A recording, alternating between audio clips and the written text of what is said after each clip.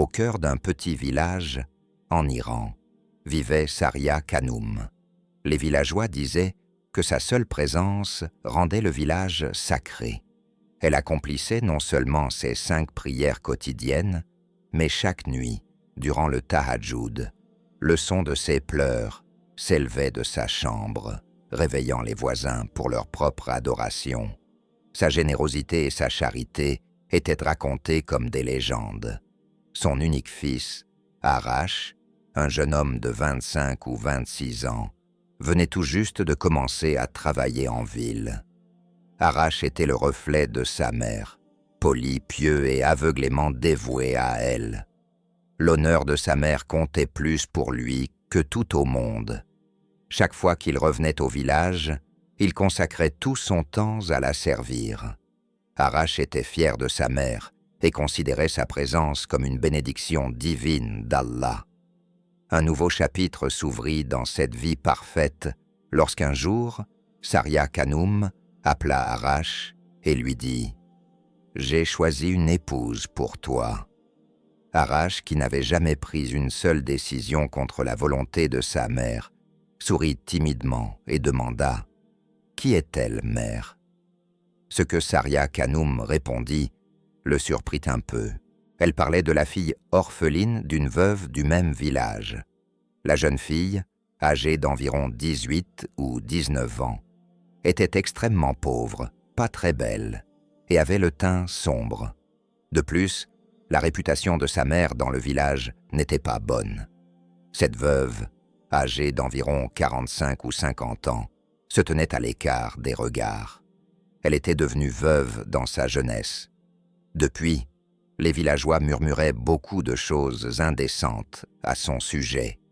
Il y avait des rumeurs sur son caractère, bien que personne ne l'ait jamais vue faire quoi que ce soit de mal. Personne ne visitait sa maison, et elle ne rendait visite à personne. Elle menait une vie silencieuse et retirée. Arash demanda à sa mère, « Mère, alors qu'il y a tant de bonnes familles autour, pourquoi as-tu choisi cela ?» Saria Khanum sourit de son sourire pieux et dit « Mon fils, Allah est satisfait lorsque tu poses ta main sur la tête d'un orphelin. Cette pauvre fille et sa mère sont négligées par la société. Je veux accueillir cette orpheline dans notre maison avec respect, lui donner de l'honneur. Cela nous apportera une récompense d'Allah. » La poitrine d'Arash se gonfla de fierté devant la noble décision de sa mère. Il pensa en lui-même « Ma mère est vraiment un ange. » Le mariage eut lieu de manière très simple. La nuit de noces, Arash vit sa femme de près pour la première fois. La jeune fille tremblait de peur. Arash s'approcha d'elle et dit d'une voix calme mais ferme « Écoute, tu es passé d'une vie maudite à ce paradis. Tout le mérite revient à ma mère. Si tu la respectes, si tu obéis à chacun de ses mots, alors seulement je te donnerai le statut d'épouse. Souviens-toi, rien ne surpasse l'honneur de ma mère. » La jeune fille hocha simplement la tête, les larmes coulant sur son visage. Arash sentit qu'il lui avait fait une grande faveur en l'épousant. Dès le début, Saria Khanum rappelait sans cesse à sa nouvelle belle-fille combien de bonté lui avait été accordée en la laissant vivre dans cette maison. Elle disait souvent « Je t'ai introduite dans ce foyer avec respect. N'ose jamais me parler la tête haute. » L'épouse d'Arash, cette fille silencieuse, accomplissait toutes les tâches domestiques, mais rien ne semblait jamais satisfaire sa belle-mère. Il y avait dans son comportement une peur constante et une impuissance, comme si elle n'avait aucune confiance en elle. Un jour, Arash rentra du travail et vit sa mère assise dans le salon, le visage tendu de colère. « Que s'est-il passé, mère ?» Voir une telle colère sur le visage de quelqu'un d'aussi calme que Saria Khanum le surprit. Elle répondit « Ta femme s'est mise à parler. Je lui ai demandé de faire quelque chose et elle m'a répondu. Je lui ai déjà expliqué, mais toi aussi fais-lui comprendre. Si elle veut rester dans cette maison, elle ne doit jamais me répondre. » Arash ne posa aucune question. Il alla directement dans sa chambre, où sa femme se tenait, pleurant silencieusement dans un coin. Sans un mot, Arash lui donna une violente gifle au visage. « Comment oses-tu? Tu as été insolente envers la femme qui t'a donné une nouvelle vie. Souviens-toi, si ce n'était pas pour ma mère, tu vivrais dans la rue. » La jeune fille s'effondra au sol, mais ne fit aucun bruit. Arash sortit de la chambre, en tempêtant de colère. Depuis le salon, sa mère l'observait, une étrange paix sur le visage. Cette nuit-là, Saria Khanum dormit avec une telle sérénité qu'elle ne se réveilla jamais. Lorsqu'Arash alla l'appeler pour le tahajjud, il trouva son corps froid. Un sourire paisible reposait encore sur son visage. Tout le village pleura sa mort. À ses funérailles, la foule était si nombreuse qu'il n'y avait presque plus de place pour marcher sur la route. Tous louaient sa bonté. Certains disaient « Elle a élevé nos enfants ». D'autres affirmaient « Nous n'avons jamais vu une femme aussi pieuse qu'elle ». Arash pleurait, mais au fond de lui, il ressentait une étrange paix. Sa mère avait quitté ce monde en adoration. L'enterrement fut achevé, et Arash jura qu'il visiterait sa tombe chaque jour après la prière du Fajr. Les 2 premiers jours, tout se passa bien. Dans le chagrin de sa mère, Arash s'était transformé en pierre. Sa femme le servait en silence, mais il ne la regardait même pas. Au fond de lui, il la tenait pour responsable de la mort de sa mère. Il pensait qu'elle avait peut-être dit quelque chose que sa mère n'avait pas pu supporter. Le 3e jour, avant l'aube, après la prière du Fajr, Arash partit pour le cimetière. C'était un matin froid, l'air épais de brouillard. De loin, il aperçut quelque chose brûler dans un coin du cimetière. Effrayé, il pensa que quelqu'un avait allumé un feu pour se réchauffer. Mais en s'approchant, son sang se glaça. Le feu brûlait directement sur la tombe de sa mère. Ce n'était pas une flamme rouge éclatante, mais une étrange lueur bleutée. Du feu s'élevaient des gémissements étouffés, des cris d'agonie et de désespoir. Terrifié, Arash cria « Qui est là? Qui est là ?» Mais il n'y avait personne. Il courut comme un fou jusqu'à la jarre d'eau de la mosquée, rapporta de l'eau et commença à la verser sur la tombe. À mesure que l'eau touchait le sol, le feu s'éteignit lentement. Mais l'odeur de terre brûlée et l'écho de ses gémissements semblaient flotter encore dans l'air. Tremblant, Arash rentra chez lui. Il pensa « Ce doit être mon imagination. Peut-être que le chagrin me rend fou. » Mais le lendemain, à l'heure du Fajr, la même scène se répéta. Le même feu, les mêmes cris horribles. Cette fois, Arash entendit clairement, comme si quelqu'un dans la tombe se tordait de douleur et gémissait. Il versa de l'eau à nouveau et éteignit la flamme. Il décida de ne rien dire à personne. S'il le faisait, les gens penseraient qu'il avait perdu la raison ou commenceraient à dire des choses étranges sur sa pieuse mère. L'incident se produisit chaque jour. Arash courait à la tombe avant le Fajr, éteignait le feu, puis passait le reste de la journée dans la terreur. Sa santé commença à se détériorer. Il cessa d'aller travailler. Toute sa colère se déversa sur sa femme. « Tu as tué ma mère !» cria-t-il un jour, en la frappant. « Tu as mélangé quelque chose dans sa nourriture. C'est pour cela qu'elle est morte soudainement. » La jeune femme pleurait et disait « Je ne pourrai jamais faire une telle chose. Je ne suis pas une meurtrière. »« Tais-toi !» rugit Arash. « À partir d'aujourd'hui, tu ne verras plus ta mère. Tu m'as pris ma mère, alors je prendrai la tienne. » La jeune fille tomba à ses pieds. « Je t'en prie, aie pitié. Ma mère est malade et seule. » Mais Arash resta de marbre. Incapable de supporter ce tourment, il se rendit un jour chez le chef religieux du village, Aga Sab. Aga Sab, un homme d'une 60aine d'années, écouta attentivement le récit d'Arash. Lorsqu'il eut tout entendu, de profondes raides se creusèrent sur son front. Il dit « Mon fils, je n'ai jamais entendu parler d'une telle chose de toute ma vie. Ta mère était une femme très pieuse. Il n'y a aucun doute là-dessus. Mais du feu sur une tombe, ce n'est pas une affaire ordinaire. C'est un châtiment d'Allah, un châtiment sur ta mère. » Arash ne pouvait y croire. « Oui, mon fils, le châtiment peut survenir pour 2 raisons. Premièrement, Haq Allah, les droits d'Allah sont violés. Deuxièmement, Haq al-Ibad, les droits des gens sont bafoués. Étant donné la manière dont ta mère adorait, il est peu probable qu'elle ait transgressé les droits d'Allah. Je crains qu'elle n'ait, sans le savoir, violé les droits de quelqu'un, qu'elle ait lésé une personne, et que cette personne ne l'ait pas pardonné. » Arash était stupéfait. Mais ma mère ne pourrait jamais faire de mal à qui que ce soit. Cette nuit-là, il fit un terrible rêve. Il vit sa mère brûler dans cette flamme bleue, tendant la main vers lui et criant « Mon fils, sauve-moi, dis-lui de me pardonner. Si elle ne me pardonne pas, je n'aurai aucun répit. Je souffre atrocement. » Arash cria dans son sommeil « Mère, qui doit te pardonner ?»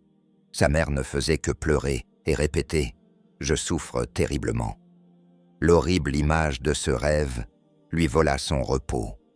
Le visage torturé de sa mère revenait sans cesse devant ses yeux. « Dis-lui de me pardonner. » Ces mots résonnaient dans ses oreilles. Mais qui était-elle? À qui sa mère avait-elle porté atteinte? Le lendemain matin, lorsqu'il se rendit au cimetière, l'intensité du feu semblait plus grande. Les cris étaient si clairs qu'Arash sentit quelqu'un sous la terre l'appeler. Tremblant, il éteignit le feu et alla directement chez Agassab. Lorsqu'il lui raconta son rêve, le visage d'Agassab pâlit. Il ferma les yeux et récita le tasbih un moment. Puis il dit « Arash, ce qui se passe n'est pas bon. L'âme de ta mère est dans une grande détresse. Elle cherche le pardon de quelqu'un. Tu devrais interroger tous ses proches, ses amis et ses connaissances. Découvre si elle a fait du tort à quelqu'un. » Arash était désemparé. Comment pouvait-il aller de porte en porte demander « Ma mère vous a-t-elle fait du tort ?» Les gens le prendraient pour un fou. Le nom de sa mère serait souillé. Il rentra chez lui, écrasé par le désespoir. Il fouilla la chambre de sa mère toute la journée, cherchant une lettre, un journal, n'importe quel indice, mais il ne trouva rien. Toute sa colère et sa frustration retombèrent encore une fois sur sa femme. Chaque fois qu'il la regardait, il sentait qu'elle était la source de tous les malheurs. Cette nuit-là, la nuit où sa mère avait été mise en terre en paix, ils s'étaient disputés et Arash ne parvenait pas à dormir. Au milieu de la nuit, son sommeil se brisa soudainement. Sa femme n'était pas dans le lit. Son cœur se mit à battre à tout rompre. Où pouvait-elle être partie à une telle heure? Il sortit discrètement de la chambre et entra dans la cour. Il vit sa femme ouvrir silencieusement la porte principale et quitter la maison. Le sang monta à la tête d'Arash. Il pensa « Voilà donc la vérité.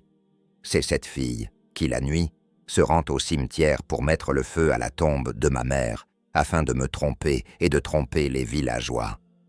Ou peut-être quelque chose de pire encore. Sortait-elle la nuit pour rejoindre un amant? Le même genre de rumeur qui avait circulé autrefois sur sa propre mère. Arash décida de découvrir la vérité.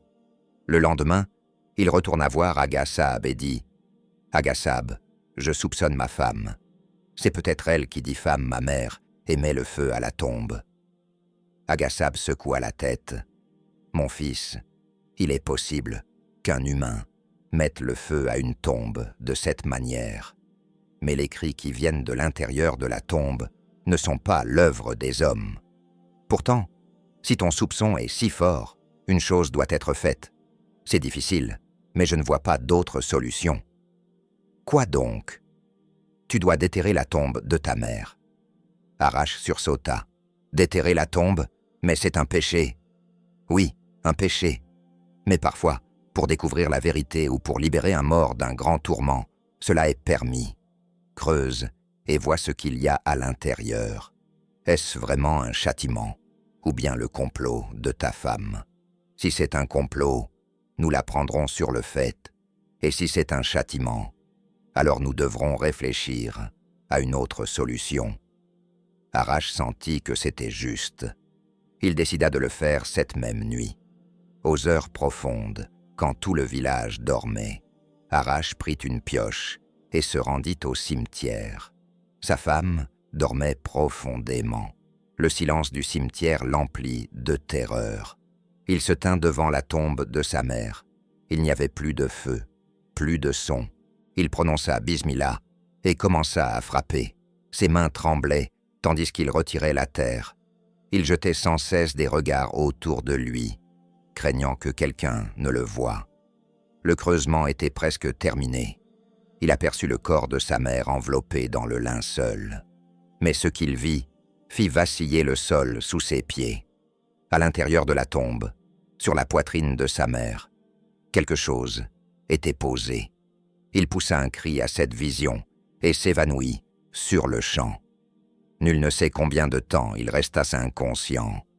Lorsqu'il reprit ses esprits, la scène dans la tombe était inchangée. Tremblant de peur, Arrache vit quelque chose posé sur la poitrine de sa mère, à l'intérieur du linceul. Il tendit la main et sentit qu'il s'agissait d'un vieux dossier. Il attrapa le dossier par le bord et parvint à l'extraire de la tombe. Rapidement, il recouvrit la sépulture de terre et s'enfuit vers la maison, courant comme un fou. Son souffle était court, il était presque à s'effondrer de frayeur. Lorsqu'il entra dans la maison, il vit que sa femme était encore absente. Le feu brûlait dans l'esprit d'Arrache. D'un côté, l'horrible vision de la tombe de sa mère. De l'autre, la trahison de son épouse. Le dossier à la main, il ressortit précipitamment.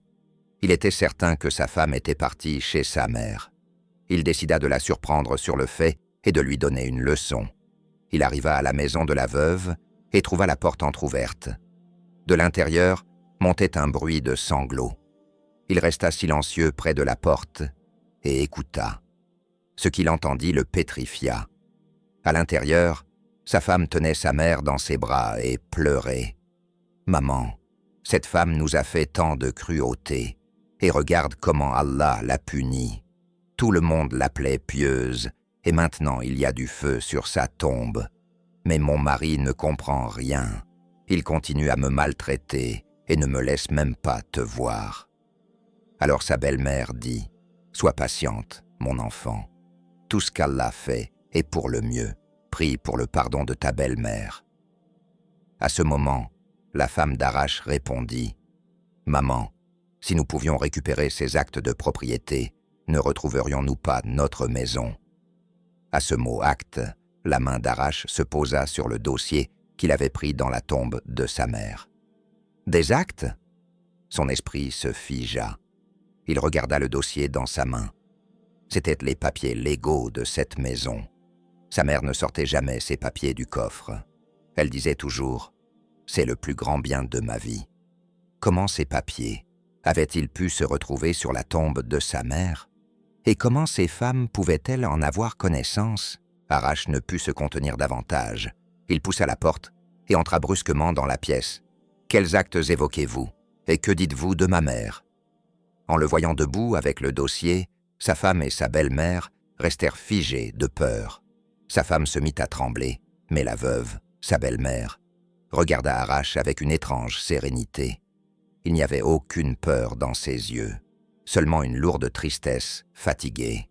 « Entre, mon fils, assieds-toi. » Arrache tremblait de rage. « Je ne suis pas venu m'asseoir, je suis venu savoir quel rôle tu as dans l'état de la tombe de ma mère. Et comment sais-tu l'existence de ces actes ?» La veuve soupira. « Mon fils, tu aimes ta mère profondément. Je sais que tu l'aimes encore. La vérité que tu veux entendre, peut-être ne pourras-tu pas la supporter. L'honneur de ta mère signifie tout pour toi. »« Dis la vérité » cria Arrache. La femme commença à parler. Sa voix était calme, mais chaque mot frappait Arrache comme un marteau. « Puisque tu insistes, écoute. Quand ta mère, Saria Kanoum, est arrivée dans ce village comme épouse, je vivais dans la maison voisine de la tienne. Je suis la cousine de ton père, ta tante paternelle. » Arrache crut mal entendre. « Ma tante. » »« Oui, mon fils, cette maison que tu appelles la tienne appartenait en réalité à mon père.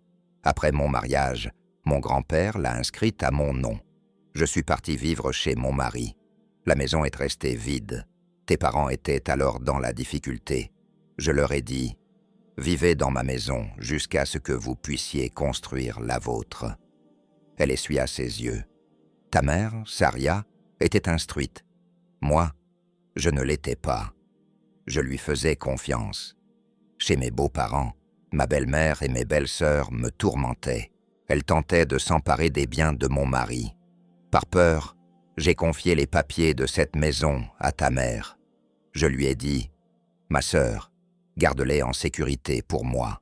Quand mes épreuves passeront, je les reprendrai. » Mais ta mère m'a conseillé autrement.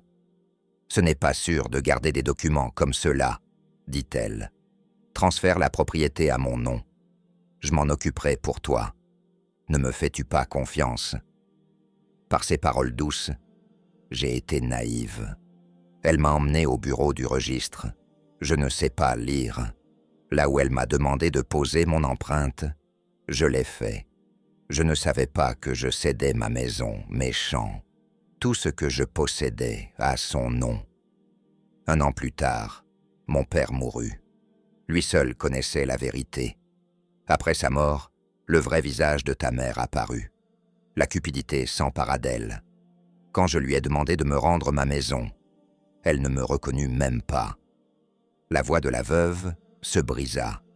Non seulement cela, mais elle commença à me diffamer dans tout le village pour me chasser. Elle était instruite et digne de confiance. Les gens la croyaient. Elle paya certains pour me harceler dans la rue. Elle répandit des rumeurs sur mon caractère. Mon mari mourut d'une crise cardiaque, accablé par la honte. Je fus chassé de la maison de mes beaux-parents. Je me retrouvai sur la route avec ma fille, orpheline. Pendant ce temps, ta mère, Saria Khanoum, devint célèbre comme l'enseignante pieuse du village. Le sol se déroba sous les pieds d'Arash. Quelle faute avait ma fille? À cause de ma disgrâce, personne ne voulait la demander en mariage. Les gens disaient, « Elle sera comme sa mère. » Alors ta mère montra de nouveau sa miséricorde. Elle maria ma fille avec toi, mais à une condition, que je ne révèle jamais mon identité. Si je le faisais, elle menaçait de ruiner la vie de ma fille aussi. La veuve se tut, regardant le visage de sa fille. Arash ne put le supporter. Il s'effondra au sol. Les actes dans sa main tremblaient. Il se mit à pleurer doucement. Jamais il n'aurait imaginé que sa mère, son ange, puisse être ainsi. Il se jeta aux pieds de sa tante. « Tante, pardonne-moi, je ne savais pas. Je demande ton pardon pour le péché de ma mère. » Il prit la main de son épouse, cette femme qui était restée figée comme une statue, et dit « Pardonne-moi aussi. Il n'y a aucune excuse pour la manière dont je t'ai traité. » Cette nuit-là, Arash rentra chez lui avec sa tante et sa femme. Il remit les actes à sa tante et dit « Cette maison est à toi. » Elle prit les papiers et répondit « Mon fils, je n'ai plus besoin de cette maison. Je n'ai qu'une seule demande. Ta mère a ruiné ma vie. Je lui pardonne pour l'amour d'Allah. Toi aussi, prie pour elle. » Cette nuit-là, tous trois, Arash, sa femme et sa tante, prièrent ensemble et demandèrent à Allah de pardonner à Saria Khanoum. Le lendemain matin, quand Arash se rendit au cimetière avant le Fajr, tout était calme. Il n'y avait plus de feu sur la tombe. Aucun cri terrible ne venait d'en dessous. Au contraire, une paix semblait rayonner du tombeau. Arash comprit, sa mère avait enfin reçu le pardon. Lorsque les droits des lésés furent restaurés, Allah retira le châtiment. Arash fit venir sa tante vivre avec lui. Il s'excusa auprès de sa femme, la traita avec respect et amour, et comprit que la véritable adoration ne consiste pas seulement en prière et en jeûne, mais aussi en la protection des droits d'autrui.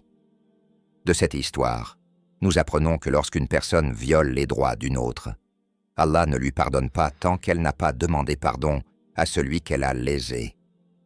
Pour recevoir le pardon d'Allah, il faut d'abord restituer les droits des gens ou obtenir leur absolution.